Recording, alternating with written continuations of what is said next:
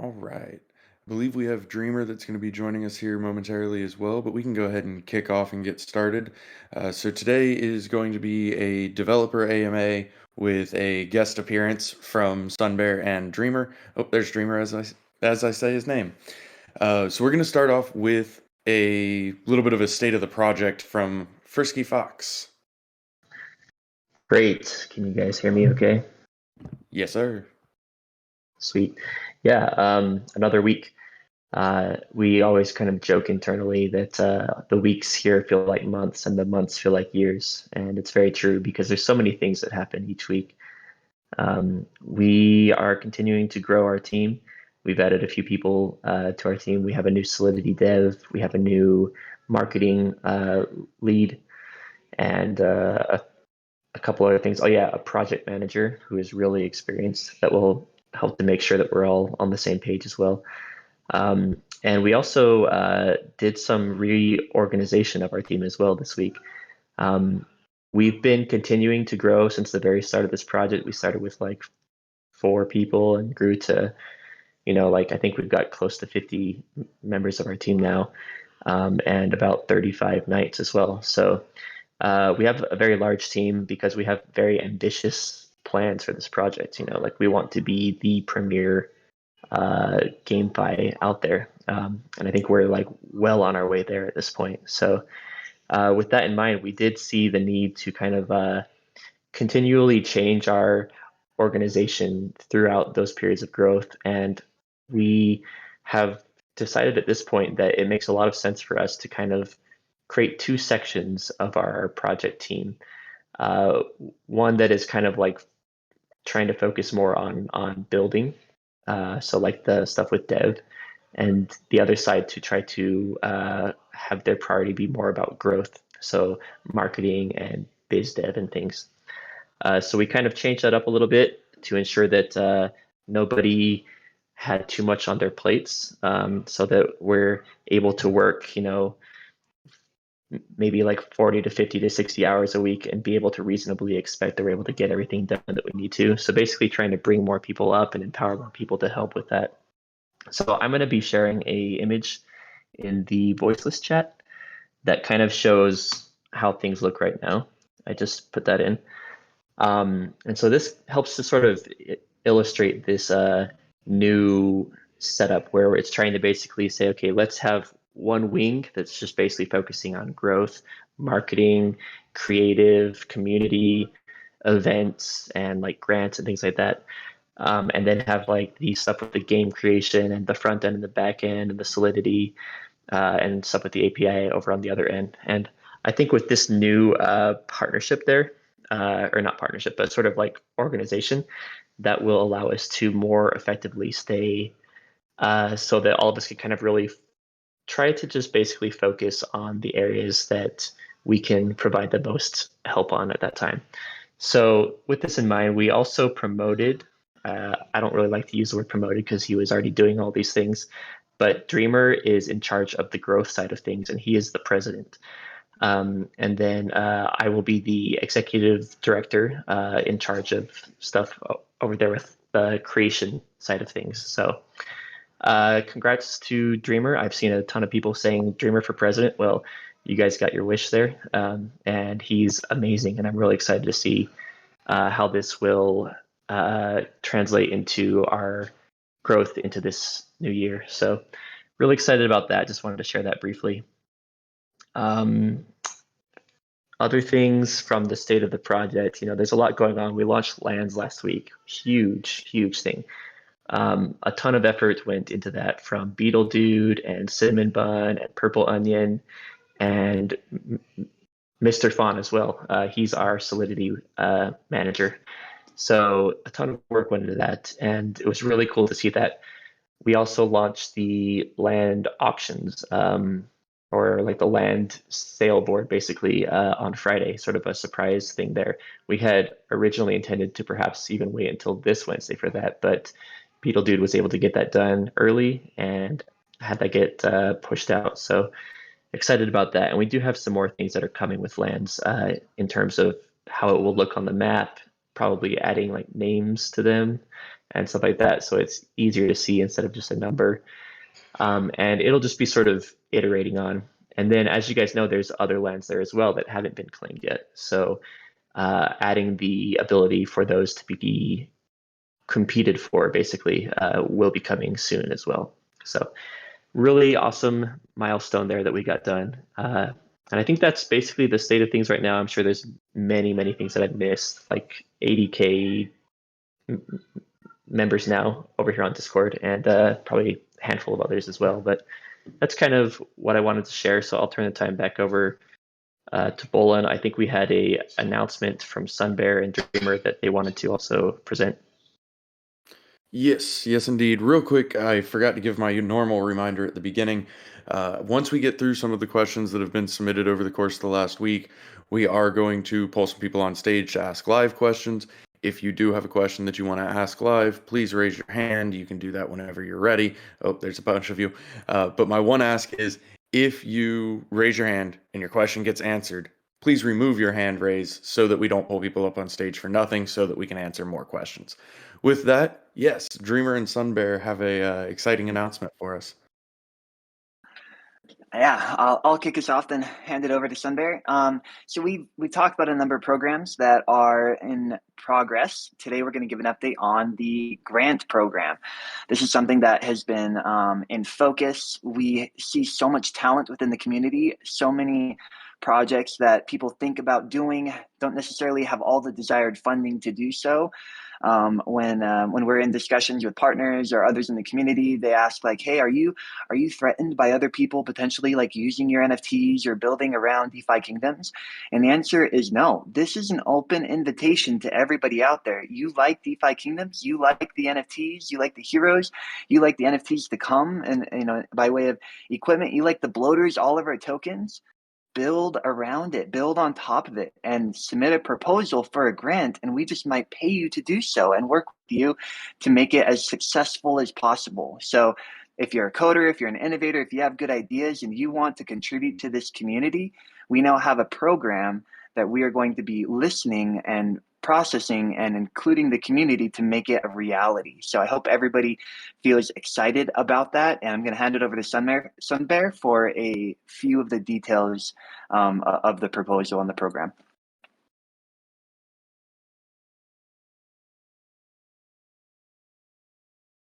All right, can y'all hear me? Yes, sir. All right, yes, so we are here. We are at grant program time. Thank you, Dreamer, for that introduction. It is exciting. I am your Sunbear here to help you get your grants and your dreams to come true. So we are going to post all this information out this afternoon. So you'll see it pop up on all our social media. There will be a document that you can, or a website that you can link to or go to and see all the details of what it's about. We just basically want to really inspire innovation around anything connected to the project, connected to the community to enrich your experience, and of course to the blockchain experience overall. And so we're excited about this process. And I'm going to be just working with folks through this whole thing. So you're going to be able to click on a link, fill out an application, give us your information, your ideas, who's on your team, what you're really looking to do, what you need to be able to do it. And then we will get to the point where the community actually needs to vote to make sure that's what they want to have happen with these grants. So the community can support you in that process, and then we'll work through it. So just really excited about it. I'm going to be working closely with all these folks, just like we have with the bounties and everything. Watch for that today, and just know Sunbear's got you. We're gonna make some fun stuff happen. And just to add a couple of details there, between the filling out the application and the vote, there will be kind of an internal review, and then we're going to have the proposal when it's refined posted in Discord as a thread, where then the community can review it, get comfortable with it, discuss before the vote occurs. So we don't want to rush any of that process. The process might be refined over time and maybe adjust here and there, but to start, that's how we're envisioning it happening. You apply, internal review, post it on Discord, community reviews, comments, and then we have a vote to see if the proposed grant amount is awarded. Absolutely. We're all about transparency, and the community will see everything through this process. So thank you, Dreamer, for clarifying that. Fantastic. Thank you both, and we appreciate you being here and sharing that news with us. We're excited to see that rolling out. And as Sunbear said, y'all can expect to see more information on that coming today, and then in the future as it continues to develop. So, with that, I'm actually going to turn back over to Fox. I think he had a couple other things that he wanted to just blanketly address, more or less. So, Fox, if you wanted to go ahead and cover that. Yeah, no, I'm really excited about the grant program. That is a thing that since the very, very start we have envisioned being able to do, and it's been a long time coming, and we've put a lot of thought and a lot of work into this, and I'm excited because I've always like really liked the Harmony style grant program. Avalanche had one they did with Avalanche Rush, and you see a bunch of other chains that are doing that as well. And we are at that point where like we want to do the same type of thing. Like we want to incentivize people to build around this ecosystem that we are creating. And there's already a lot of really great tools out there like Kingdom Watch and DFK Tracker and some of these others that could also qualify for like more of those grants in the future as well. So with that said, let's see other things that I wanted to address. Do you wanted to prompt me on any of that over there, Bolin? Certainly. The first one was just any clarification on the like botting situation and our statement last week on that. Yes, definitely. I had probably about 20 DMs about that from like a lot of different people who were concerned about, is this something that will be retroactive? A lot of them said, you know what, we agree, this is a good policy, it's a good direction. We don't want to have just a bunch of bots playing our game. We want to have real people. However, they were always concerned about how that will be rolled out. And the answer is no. Like, we're not going to create a policy and then retroactively enforce it. That's not what we're about. Up until now, we've had sort of a more like ambivalent stance on it. And, like at this point, we're looking at trying to roll out a new scholarship program in the near future to try to allow players to enter at a lower barrier to entry, and allow those that don't have any assets really to still be able to play our game and earn it. And so in order to make things like that work, we do have to have stronger, I guess, policies against things like botting, and sort of have everyone in the community agree that like we would like to create an ecosystem where that is not something that regularly happens. And it's not so much a scorched earth policy where we will be creating like task forces to hunt down people that are using bots and have them get banned and all that type of stuff. It's more of just a policy that we'd like to put out to say this is the sentiment of the project, and the community has basically like said like this is what we expect to see, so that all of the good actors out there can say, okay, this is the expectations, I'm going to follow those because I'm a good actor and I want to see the success of the project. We're not trying to basically create any kind of like Spanish Inquisition here or anything like that. So there is that, and I hope that does help to address some of those concerns. And then as far as the timeline on that goes, it's something that we're going to create an official policy proposal for, and then have an actual community vote to have it get approved or not. And that will take time. So we're probably looking at, at least a month or even more until we get to that point. But just trying to put that out there to let everyone know how we're feeling currently on that point, I guess. Awesome. Bonus points for the Spanish Inquisition reference. It's a good thing that Pyth is no longer the Inquisitor on our server. That could get confusing otherwise. The other thing the other thing I was going to ask you to touch on is pending airdrops. Right, yes. So, we always have a bunch of airdrops that are going on. I think one of the things I've been asked a lot is Atonement Stones. What are they? When are they coming, etc. And there will be a few different kinds of Atonement Stones. Sorry, that's my dog. But we have some that are basically like ready to go that we will be trying to get out ASAP. Other ones we'll have to do a little bit more digging into. There will be greater atonement crystals, lesser atonement crystals.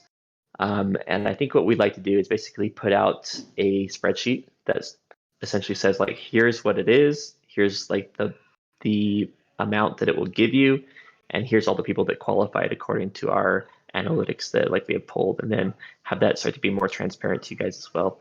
But I can say that we are actively working on those right now, and I would expect to see them very soon.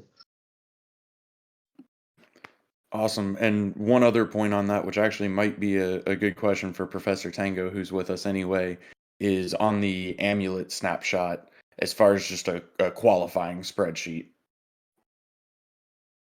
Yeah, that is something that I actually was putting together. I had an issue with my database, so I meant to get that out actually last Friday.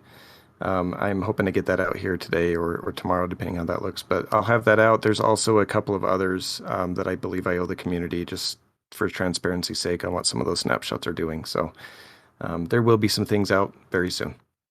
Perfect. Thank you much. With that, we're going to switch over to some of the questions that we have received and gathered. So the first question is going to come from Driz on Discord, the self-proclaimed price discussion jester. To summarize his question, in essence, it is asking about hero staking or longer term quests. So, for example, being able to set your hero to do a task for a week rather than a few hours, and then you collect at the end of that week. And if that is something that we're looking at adding in the future as we grow. Fox, did you want to touch on that? Yeah, so I've had a few messages around this as well, and then I think the DFK Devs Discord has also kind of talked about that a lot. What I can say is the current things that you can do with heroes is just a small fraction of what we have planned for heroes. Everyone sees the professions because that's what we have out. But like we have combat, we have like quests, story quests, tournaments, competing for land, and staking has also been like one of those things we've oftentimes brought up as well. So questing as it is right now for the professions quest is really just staking your heroes for a short period of time.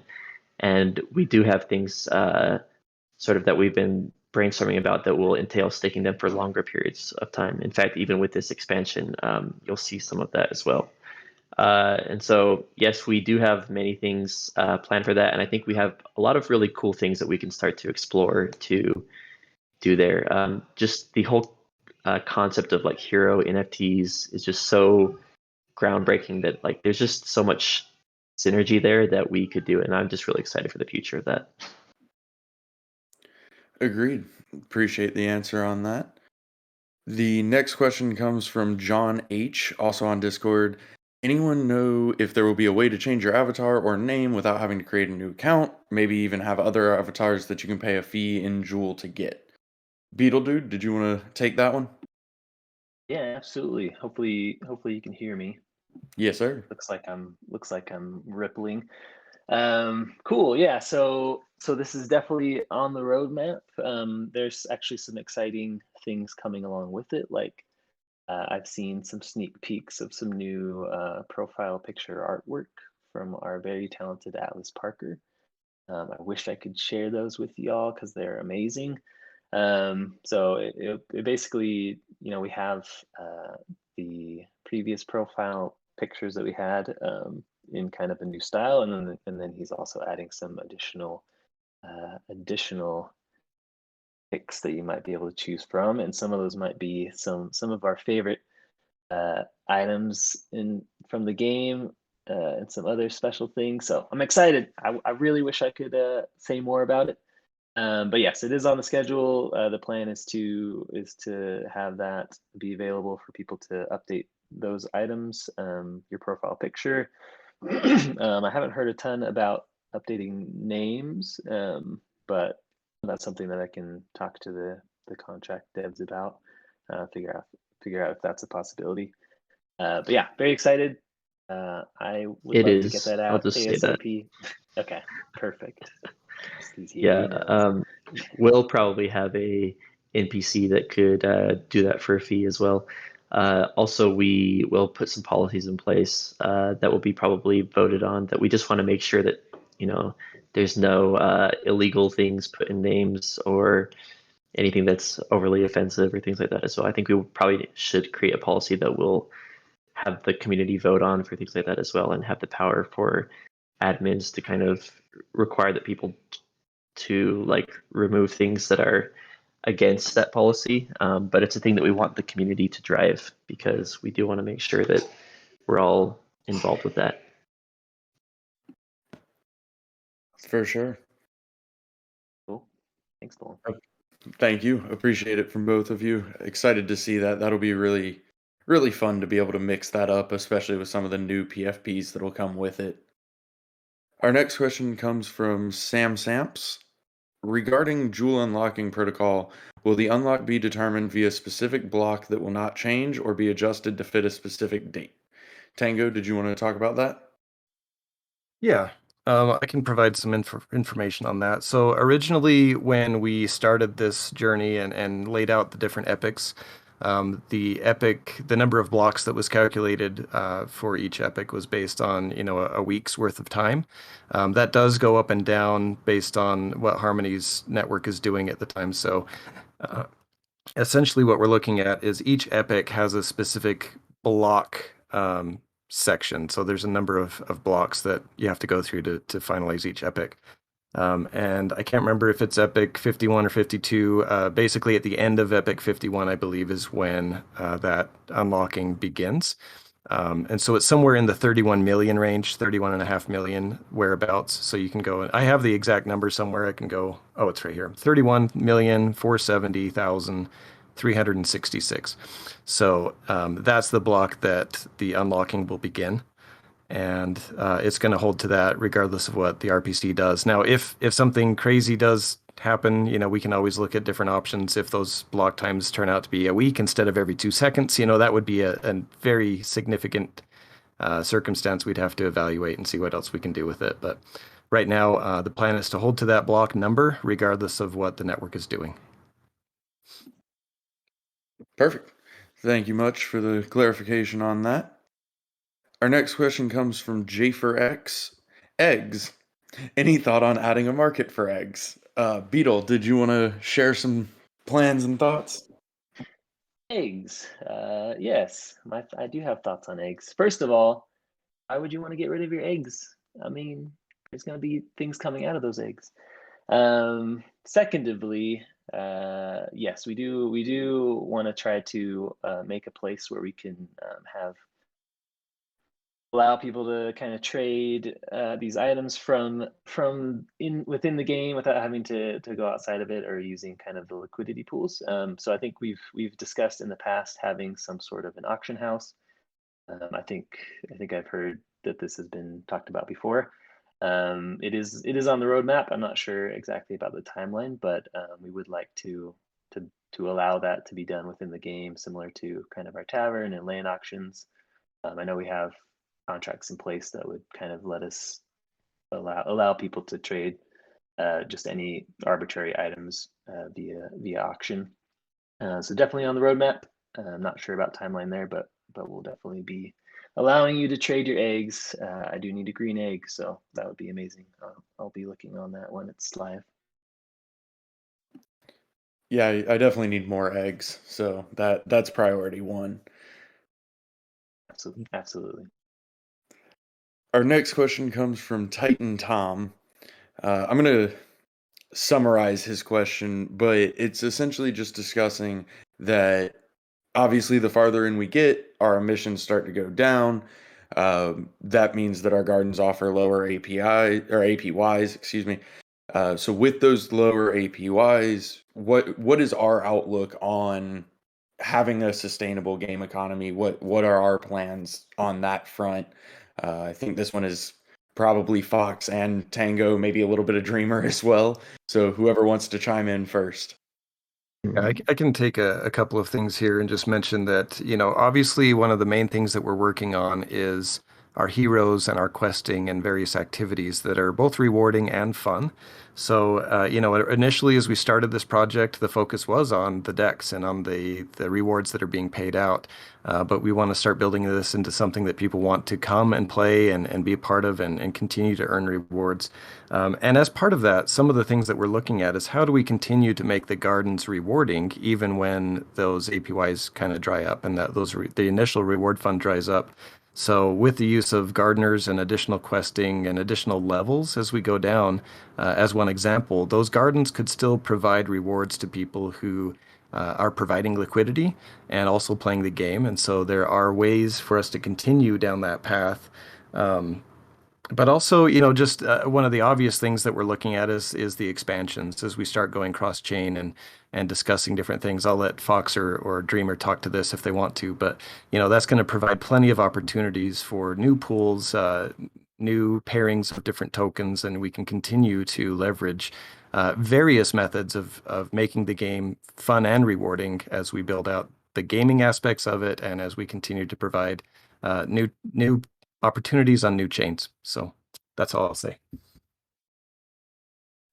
So yeah, it's a good observation. Just to recap, there may be some people listening that are less familiar with how those APYs are really calculated. So there's three main inputs, right? There's the emission schedule, which is very transparent, it's been set since the beginning. For a while, that started very high, and there was a drop each epoch. We're actually in a state right now, which it's lower than previous, so maybe some see that as a negative, but we're actually in kind of a stable run right now. I'd have to check and see at when it drops again, but it isn't every epoch. So whereas before, every week that goes by, you're like, oh man, emissions are down, emissions are down. Right now, they're kind of stabilizing. I think there's a couple more drops that will be spread over like a year or so. So there's that. The other piece is the amount that it is funded by, so how saturated the pools are. So the more pools we have, then the rewards are split across. We rebalance pools over time. There will probably be some rebalancing of pools going forward. Really, I think we've expressed, our partners get a higher allocation. So I think currently about 50% is at Harmony. And I don't know, 8 or 9% Avalanche. I probably expect Avalanche to get a higher weighting over time, even in the Serendale gardens. The third is the jewel that we get. What is it worth? That is directly related to price. So if emission stays consistent, if pool saturation and allocation stay consistent, but price goes up or down by X amount, the APR is then affected by that amount. So with those three inputs, we don't have ability to change emission schedule. That's very predictable. As pools are more saturated, TVL up, which is good, hopefully, because most of our pools have Jewel in them. As TVL goes up, there is correlation with price increasing as well, which should also increase the reward and thereby affecting APR. So if that confused anybody, I apologize, but I want to make sure that everybody understands this is not something that we then go and say, let's drop APR, beep, beep, boop, 500 to 300. There's those factors that we should all educate ourselves and be aware of. To the point that Tango meant unmade, we are on the verge of an expansion. The expansion will offer a new schedule, new pools for people to participate in. Some of that may be funded with new money. Some of that may be funded with money that is and tokens that are on Serendale. To go back to my second point with a saturation, you could see pools become less saturated potentially, which may increase APRs. You could see positive price impact by expansion and new demand in Crystal, and most likely as a result, Jewel potentially, and with that all else equal, higher demand, and therefore potentially increasing APRs. So this is all like an economical, like speculation around APRs, but they are not flat, they are not set. We have to understand those three inputs and how increased demand could affect the overall APRs, both in Serendale and the upcoming Crystalvale. Right. I also want to throw in a few words here as well. Epoch is probably the first word I want to throw in, but also just we always get asked about this, and at the start, like we had crazy high emissions to like reward those that were sort of like willing to take that risk to say, hey, here's this unknown project that's brand new. I'm gonna invest in it because I have that faith. And then as we start to get more and more like well known and established, those like rates start to drop because there's a lot less risk involved. And at the point where it's at now, I think there's our planned drop next one is like months away. Basically, it's pretty stable now to where just kind of like staying at the same slow and steady output, but it's basically a lot less risky, and a lot more traditional investors could see that and say, hey, like this is the appetite that I'm looking for here. So obviously, the traditional other like Uniswap style dexes that are out there have these tokens that basically don't have a lot of utility around them, other than it just like grows and grows and grows, and there's more and more of them, but no real use. Whereas ours, like with Jewel, the trick is to really add utility to it. Like we already have a ton of utility built in in-game transactions and summoning and things like that that are essentially burning these, and ensuring that there's a supply and a demand in that equation. So that helps to have like established and I guess like sustained and stable, steady growth there. And then as we have these expansions, you'll see that increase as well. So yeah, there is a lot of thought that goes into it. I think it's a really good sign of the like maturity of the project that we're at the point that we're at now, and the price has stayed pretty like stable and actually slowly grown since the very start of the project, instead of having like crazy explosion at the very start and then basically it just sort of like settling into, you know, like under $1, which you see on a lot of other projects out there. So we're trying to be something like very different here with the whole play to earn aspect, and I think we'll see really awesome things in the future for that as well. Very nice. I just want to settle the pronunciation debate. It's now been decided that it's just Tupac, and that way there's just no more debate. Everything is a Tupac. But I'm glad that other people pronounced it Epic, because I've always been very self-conscious about pronouncing it Epic and just avoiding saying it out loud because I had no idea if it was right or not. So with that, I'm going to start inviting some people up onto the stage. I do have one announcement to make real quick as well, but this way we can go ahead and get some people queued up. I'm going to invite people a couple at a time so that we can keep things moving. So when you come on stage, please make sure you're muted and wait for me to ask you to give us your question. So I'm doing that now. And then what I wanted to announce is our second Crystal Veil teaser trailer. It is going live on YouTube whenever Spicy presses the big red button, and she is going to share the link in the AMA voiceless chat, which she just did, and we will get that shared in general and everywhere else as well. But it is live on our YouTube channel now as the second Crystal Veil teaser channel or trailer. If you haven't seen the first one, it's also on our YouTube. Check it out. They were actually made, they have Pogo's music, Pogo custom made music for them, and the animation was actually done by one of the winners of our animation contest, who we ended up contracting to make these trailers. So we really appreciate everybody participating in our contests, and just know it's not only seen by us when we judge them and determine the winners, but it's seen by a very broad spectrum of the team. With that, I'm going to go ahead and turn it over to Metez, if you want to go ahead and give us your question. Hey guys, thank you for having me again. I maybe as you understand by now, I'm a quite big of a number guy, and I love everything relating to the math that has gone into the entire part of the gameplay. And today I would like to focus a bit on the specific impact of, or at least what the team's vision is, of the impact of stats of heroes. So specifically, it relates to a few things, my question, but I'll try to be as concise as possible. So currently, we know that the quests that are out right now, as you've mentioned, are only between brackets like professions. And for these profession quests, stats have like about 1/3 of the impact on rewards. But what is the team's vision on stats going forward? For example, in combat, will that be primarily be decided, in fact, by the stat differences between certain heroes, or will stats impact the skills that heroes will have going forwards to PvP? Another aspect of it might be, for example, say you have a pirate with 15 strength and like every stat total numbered, and you have the exact same class, so another pirate of a similar level, but more importantly, with the exact same stats. Will those two heroes be equal in terms of, let's say, combat, let's say, questing? So in general, the question is focused around what's the team's vision about how stats will impact the entirety of DFK gameplay in the future. Yeah, so I feel bad that Huber or like Barius isn't up here because they could answer this probably a lot better than us. But basically, yes, stats will be very important in combat.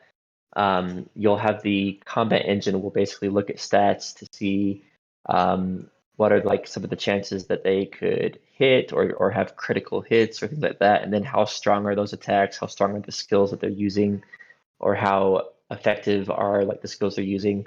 So yes, it will very much play in a very big way into those, and then also upcoming like with for example with lands, like we'll have sort of a more of a simplified tournament type of thing there that will basically primarily look at stats to see who can win the opportunity to basically settle those lands. So you'll see stats play a very big part in everything that we're doing probably from here on out, and they already play a pretty big part on professions as well. Although everyone's pretty much level 1 to like 5 right now, so there's not a huge amount of disparity. But you'll see that start to show more as heroes start to level up more. Wow, Fox just dropped major alpha right there. Sorry. That was some huge alpha that just got released. So that's exciting. Metas, go ahead. Sorry. Yeah, no problem. So if I'm allowed to, I'm going to try to poke at 2 more of those ball and set alpha points.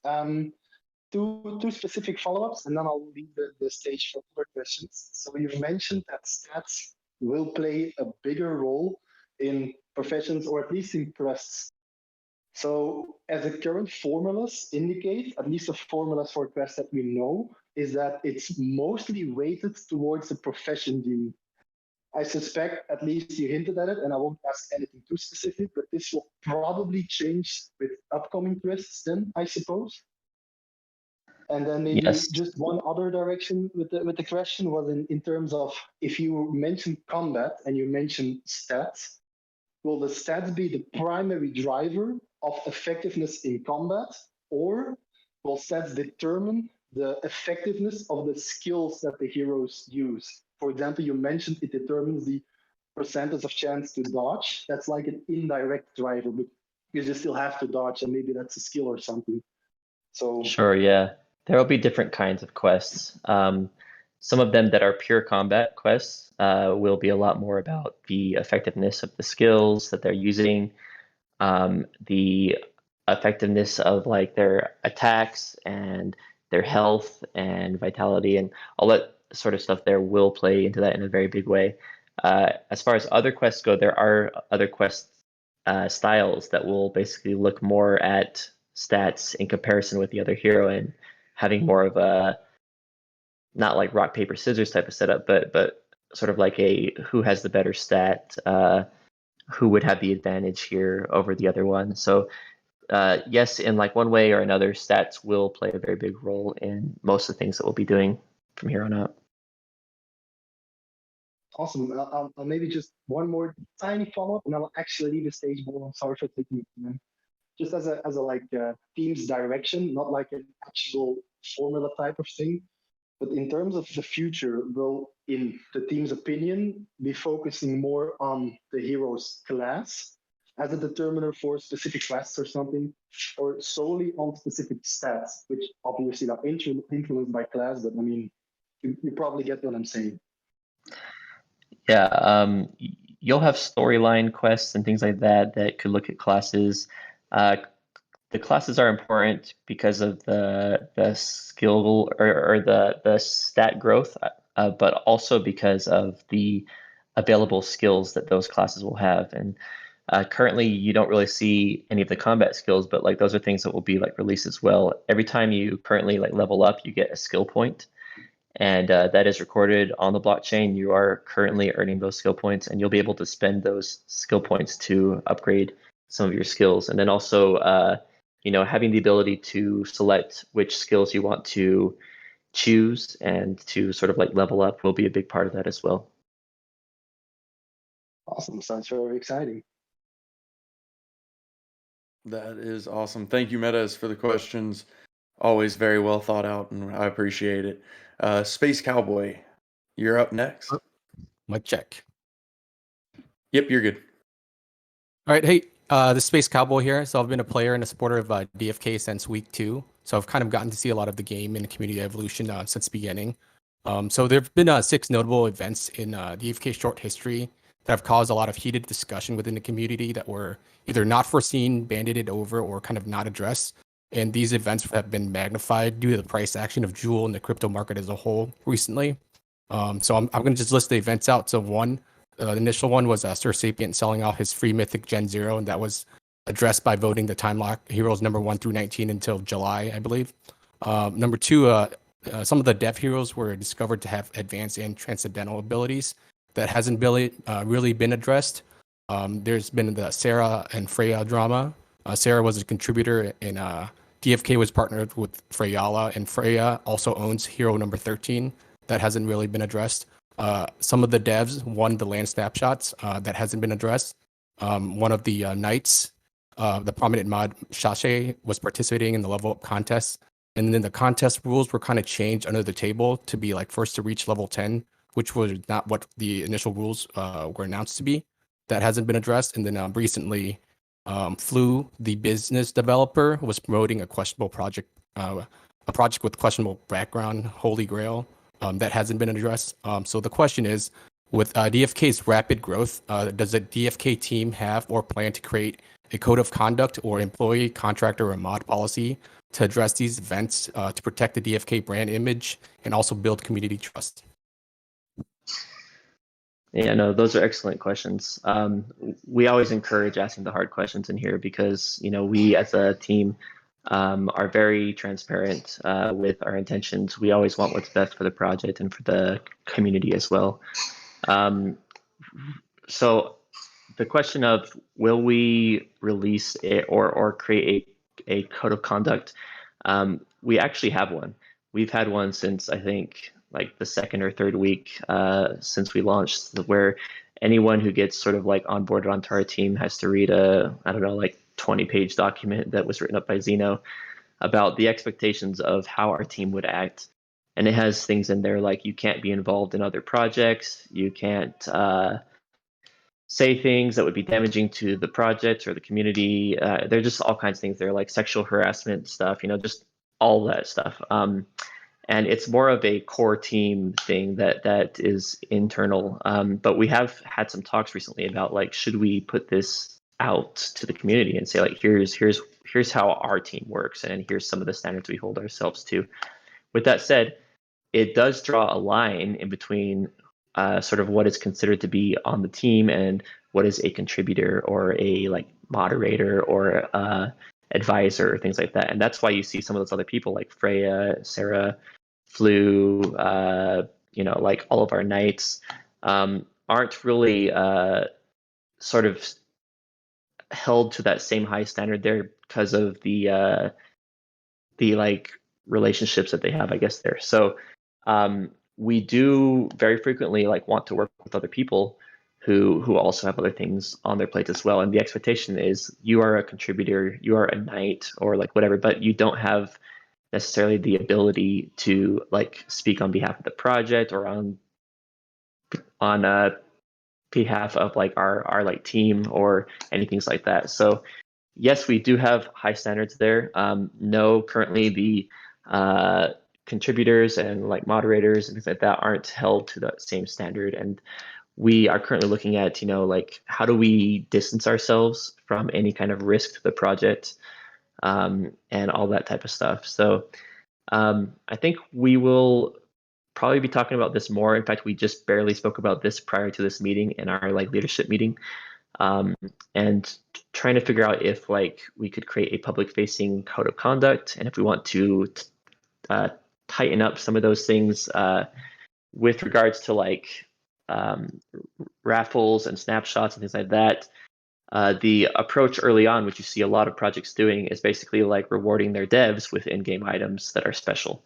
And that's how we started out with those heroes. And the plan was to also have that for lands as well. But then as we grew and we started to see like, oh, like there's, like we are now in the top 100 coins, like we have to kind of step it up.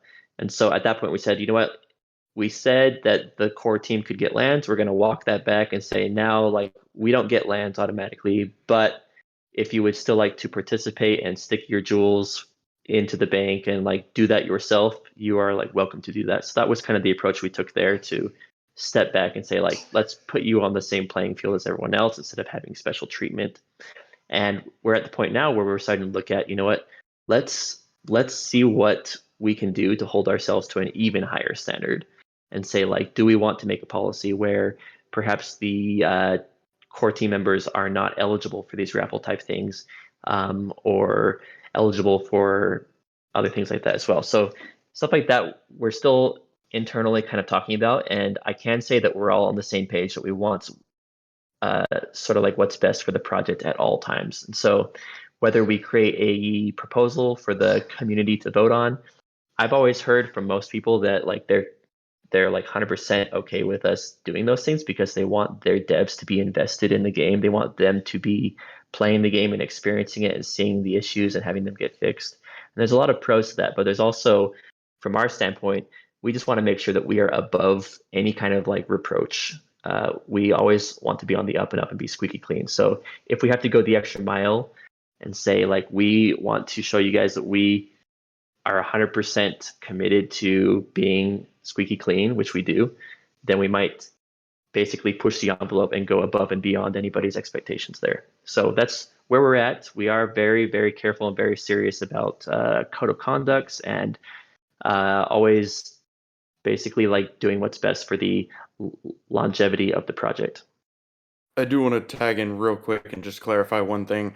Our contributors and our moderators do also have a standard that we hold them to, and a code of conduct. It's not the same code of conduct or standard as the core team members, because of difference in responsibilities, essentially, and difference in who represents what. But there is a standard that we also hold them to.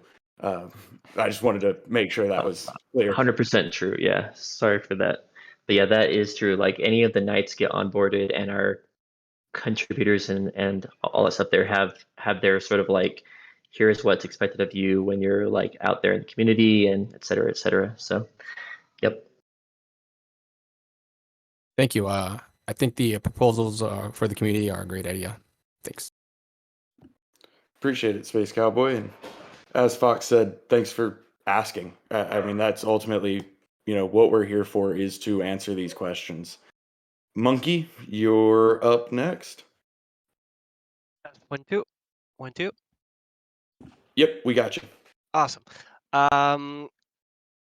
What can we know about pets and eggs, and how close are we to release? Do you have any info for us, or anything you can say right now? We should really save that for the game mechanics AMA. I feel like we as the devs and like the builders, like, we create what they tell us to create, but the direction of that is various and Hubert and into the timeline there. So I would say you could have a look at the timeline on our site, and sort of how things fall into there. I can say that currently we're very concentrating on some of the combat and expansion things, and pets do play into that a little bit. So yeah, I can't really say any dates or timelines, but we are speaking about them a lot, and we have a lot of plans for them. I know that we had a meeting just, I think it was last week or the week before, that was exclusively about pets and how we're planning on doing that. So there is a lot of work being done there. Awesome. Just say, That was as soon as they give it to me, I'm gonna build it as quick as I can, because I want pets too. And when Need it Beetle in my life. does that, it's real quick. awesome. Thank you, guys. I won't take any more time. Thank you. Beetle Dude MVP over here. Rocket Man, what's happening today? Hey guys. So as someone who's kind of like shamelessly a liquid and just got a lot of heroes, I think it'd be really helpful if we added some sort of like swap or trade proposal within the tavern to like kind of trade heroes. So what I've noticed is the market really hasn't caught up to a lot of stuff yet, whether it be, how certain heroes are going to level with certain roles over time, or certain rare heroes. So if there was a way that I could connect with, whether it be in Discord and then you do it through the tavern, certain people that are kind of keen to that and could certain people that value certain things, and then we could kind of push forward through with trades and such, I think that'd be very helpful. Yeah. Okay. So what was the question there? Just So creating some I of guess the. the question would be: is there any sort of talk, or has there ever been talk about how we, whether we could add a sort of trade or hero swapping functionality within the tavern, Right. and then as well as the Discord, so we could, hey, I have this hero, but I don't have any jewel I'd like to trade. Right. Yeah. I think we do have a channel for hero trading, or at least we did at one time. I'm not sure if we've sunsetted that since, but yeah, creating these like aftermarket outlets, I guess, for heroes is, I think, a thing that could be a project that could like potentially qualify for a grant or something, having a hero board, or like want to find this hero, or like want to sell this hero, sort of things. That could be things there. I think the advantage of the in-game tavern is that it's accessible, and it's a easy way to just basically quickly sell or buy heroes. That's not as hands-on. And for those more like nuanced things there, then you might see other sites that are offering services, or community groups that are offering services for that. And from our standpoint, we've always just basically said to be careful, because you have to be careful with who you trust for those types of things. And to your point, will we ever see things in game for that? I think it's a possibility. Yeah. Okay. Just one more quick question. What, if anything, can you tell us about unknown stats? Unknown stats. All right. Yeah. So we have some spaces there that are basically things that haven't been announced yet, but are generally relegated to combat, or other integrations with other partnerships out there as well in the future. So there's a few that we're kind of holding close to our chest that we would like to use, or have sort of like reserved for integrations with other projects, sort of like metaverse style. There's other genes there that have already been planned for, and are just kind of like waiting for us to announce and launch some of the systems over there with combat as well. Thank you. Awesome. Appreciate that, Rocket Man. And I did want to just double back real quick to your first question as far as kind of the more direct communication between buyers and sellers. Fox mentioned the Discord channel that has for now been sunset. There have been some talks about trying to bring something back. The main reason that it was sunset, and this has been talked about many times from all angles, but the main reason it was sunset is it really just kind of became the same dozen heroes that their tavern posting was screenshot, and they were just posting it on repeat. So from my standpoint within Discord, to bring it back, what I've been trying to kind of figure out how it could be feasibly done is to have a healthier channel for that, and not just have it become essentially a shill station for tavern listings. Right. So that's kind of where we are in terms of from the community aspect on it. I do, think that potentially having something in game would be really cool, maybe a bulletin board at the castle or something. So it is definitely something that's in the works from a couple different angles of different options to get there. But I just wanted to clarify on the Discord side, that's why it was sunset. I am not, and Isla's not. We've talked about it. We're not 100% against having any form of it. It's just figuring out how to actually make it healthy for what it's meant to be. Got it. But appreciate the question. Thank you very much. And then we are going to do one last question from Trade for Y, and then we'll close out. We're approaching the hour mark now. Trade for Y, go ahead. Hey guys, so I have two questions. I guess I'll limit it to one, try and keep it quick. So I guess it's on the overarching economy. We know that the cost of summoning a Gen 1 basic is going with 10 to 10 summons is going to be 60 jewels, right? Assuming that the Gen 0 parents have maxed out their discounted summons. Based on the probability of summons, getting to a Dread Knight, and now I haven't done statistics in a long time, but it feels like you would divide by the probability of advancing over and over, and you get to like a 20,000 jewel number as the fair probable number based on the statistics. if the ecosystem is designed such that, the team is trying to attract new players on the lower end of the income scale, is there ever going to be an opportunity or an incentive for the whales with a ton of locked jewels to put their money back into the system? Or are we just kind of capped as the middle class players by the income of the new people that y'all are bringing in? Okay, so sort of an open-ended question there, but I think the intention is, like, what are some of our plans for the like economics of our game for the future? Is that right? Yeah, I guess the question is really, a lot of the incentives have been for bigger accounts to just stake their jewel, which takes that jewel out of the um, ecosystem essentially, kind of driving down. You can't get max value because if I have a hero that should be worth 2,000 jewels, somebody's got to have the 2,000 jewels. And those people are really incentivized to lock them in the bank, which means my Right. buyer pool has to come from has to drive the price down. Does that make sense? Yep. So, as we grow in player base, the whole economics, I guess, have been set up such that you don't have a surplus of jewels when it's not yet ready for it in the ecosystem. And yet at the same time, like the whole thing with the locking and unlocking is that as we do grow in our player base and as we expand to these other places, you'll see more and more demand for jewels start to come about. And at the same time, we'll have more and more jewels unlocking so that theoretically they will basically keep pace with each other and increase the economy where the entire economy will grow and there will be more flowing of jewels because there's going to be more available out there. So yes, that is the intent that like you'll see as we grow as a game and as we get more players, you'll see a lot more of a liquid economy out there, and that's the intent of that. As far as the prices themselves, that is a thing that the players set and that like the market will set. I know I'm probably not answering your question explicitly, but it's just like one of those things that we can't really control directly, but we do incentivize the right behavior that we want to see. No, I agree. You guys incentivize behavior. I guess what I'm saying is there ever going to be an incentive for the whale to take their jewel and not simply lock it, right? Because for every 1,000 jewels, you get this, you get that, whatever, right? Whatever the incentives are. Is it ever going to work the other way? And then the second question I had, which I guess maybe hopefully you can touch on really quickly, is in the tavern, we know things like recessive genes matter for summoning, therefore there's some demand.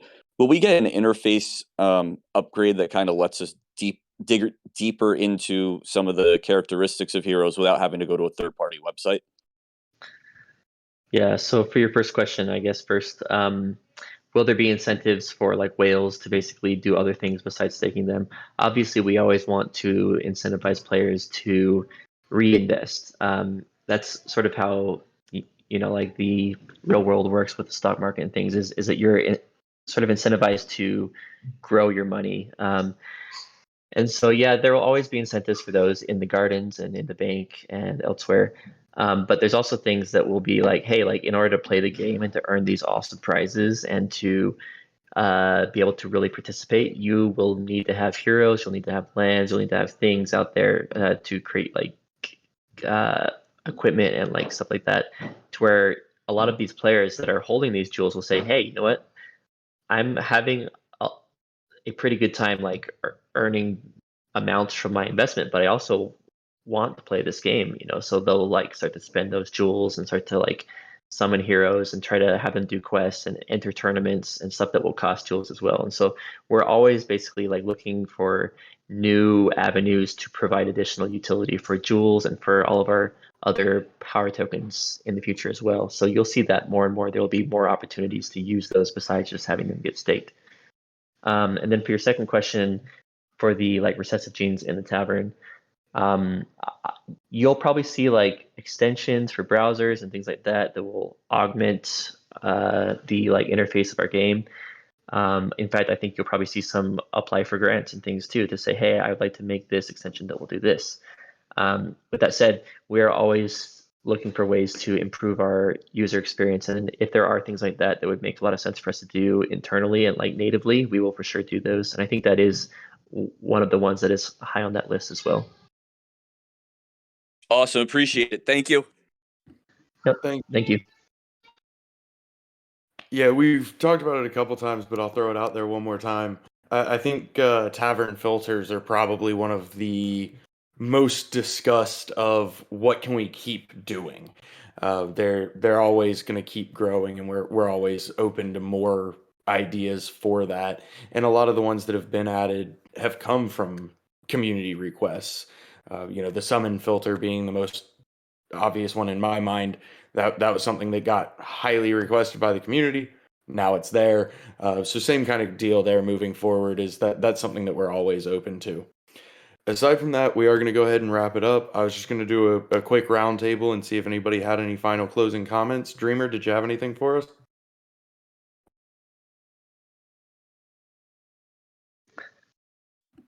Maybe not. Right. Sorry. Oh, there he is. I was multitasking hard. No, I'll just say, reemphasize again. Thank you so much for the comments, the support on the changes for the upcoming program. Please spread the word. Please, think about how you can add to our community, and we look forward to those grant submissions. So thank you. Awesome, Sunbear.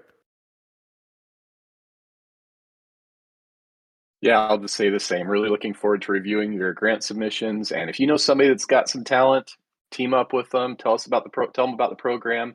Let's do some fun things. Looking forward to supporting it. Most definitely. Frisky.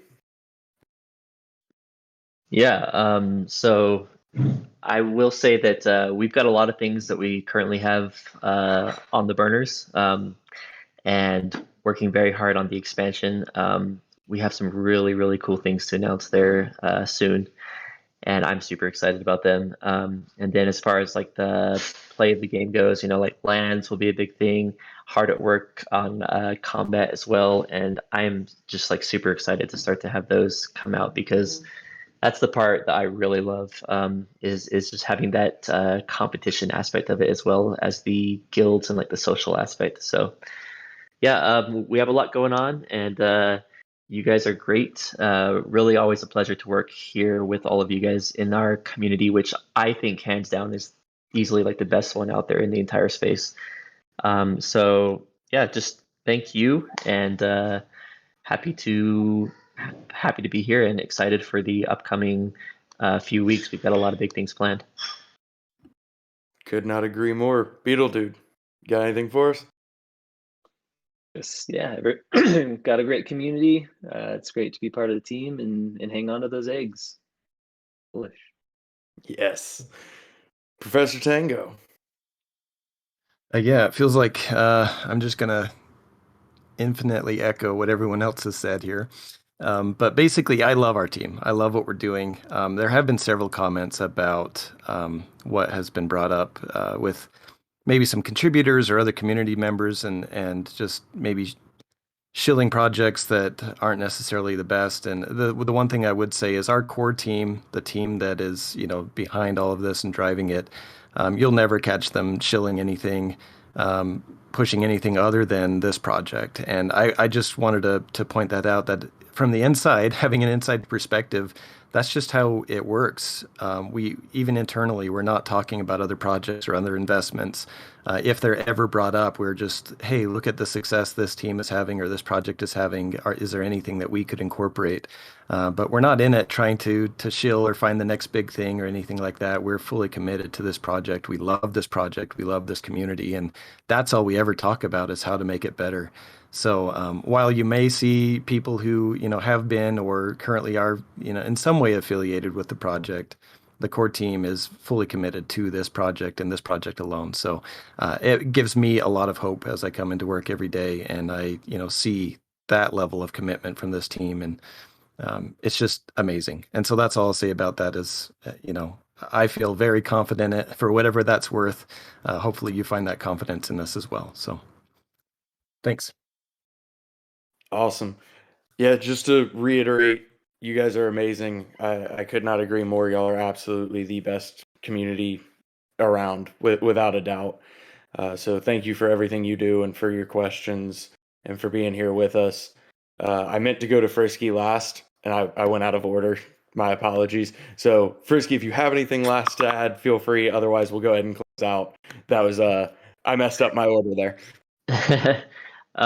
Yeah, no, just one more thing. And yes, I do like going last, just because I don't know, I'm a control freak. But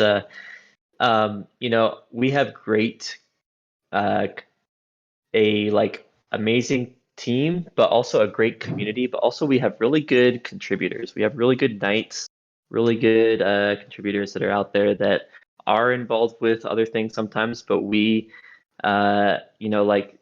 they have really done a lot for us as well. So we don't want to feel like we're basically sticking them in the corner like you're on timeout or anything. Like, we have really good knights. They help our community run. Without them, we would be sunk. And I think we all owe them a great pat on the back for all the work they're doing there. So just a big thanks to all of them, and also to all of you guys. Again, really excited about the coming weeks. We have a lot of big things planned. We're really doing something that no other project has ever done before, and we're going to stay at the forefront of that cutting edge. We aren't ever slowing down. We're just going to keep on going, going, going. So, yeah, that's it for me. Just want to say thanks everyone for coming, and as always, thanks for the questions, and hope everyone has a really good day and week. Bullish. All right. Thanks, everyone. Bullshit, y'all. Next week. There you go.